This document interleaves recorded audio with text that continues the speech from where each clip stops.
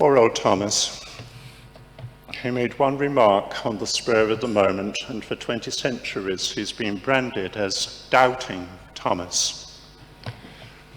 Don't you think he should be the patron saint of the 21st century? Because to many are like him today. Unless I see the evidence, I refuse to believe. Here in the West, we live in an age that's cynical, that's suspicious. It would rather believe in the magic of crystals or horoscopes or Harry Potter than in the existence of God. Are we looking for proof, for evidence, before we accept reality? Thomas has another side to him. He was impetuous. Like all the other apostles, he ran away and hid when Jesus was arrested in the Garden of Gethsemane. But he can hardly have been insincere when he expressed his willingness to die with Jesus. It's on the occasion when Jesus says to his followers that he's proposing to go to Bethany when Lazarus has died. And since Bethany was near Jerusalem, this meant walking into the very midst of his enemies and to almost certain death. And Thomas then says to the other apostles, "Let's go along and die with him." So Thomas could also be brave, courageous. Again, he could be our patron saint. Thomas shares the lot of Peter, the impetuous one, James and John, so cantankerous that they were nicknamed the sons of thunder, Philip, with all his foolish questions, indeed all the apostles in their weakness and lack of understanding. And yet Christ chose them, just as he chooses us.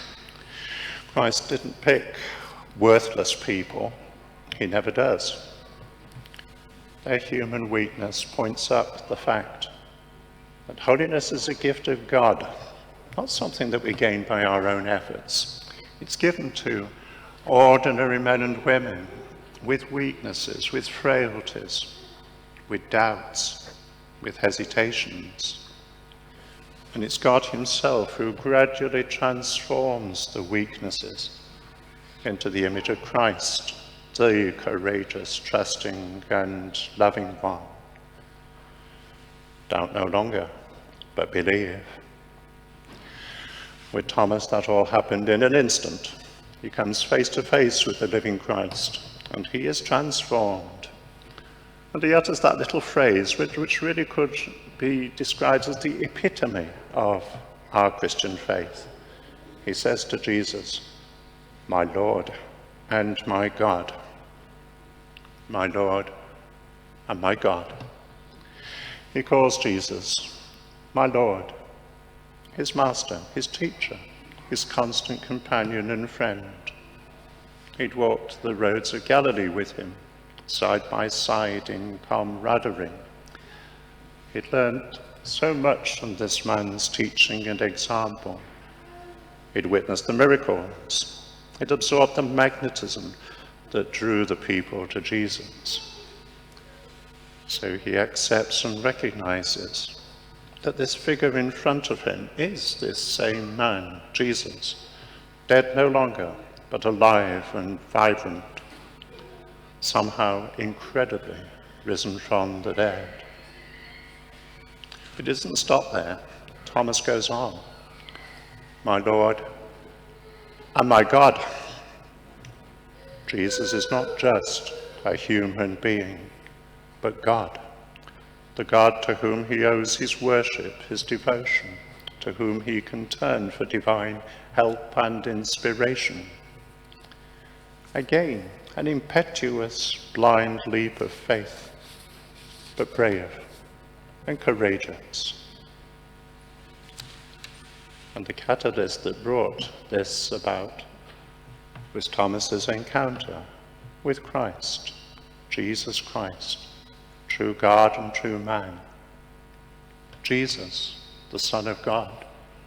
Jesus, God the Son, the second person, of the Holy Trinity?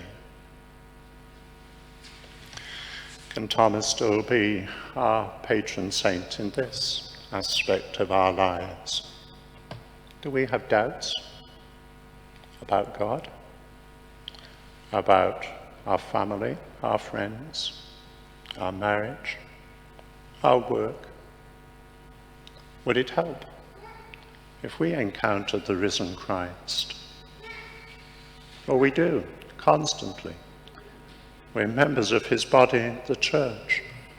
His body, mocked and tortured, crucified and killed. His body risen in glory, ascended into heaven, reigning in glory. The very body we receive in Holy Communion. When we experience doubts, and we will, for we are human, let's think again about our baptismal vows, recalling the moment when we encountered the risen Christ, Jesus Christ, the Son of God. And then perhaps we can say with Thomas, my Lord, my Master, my guide, my friend. We can fall to our knees and add, my God, to whom I owe everything that I am, everything that I can be.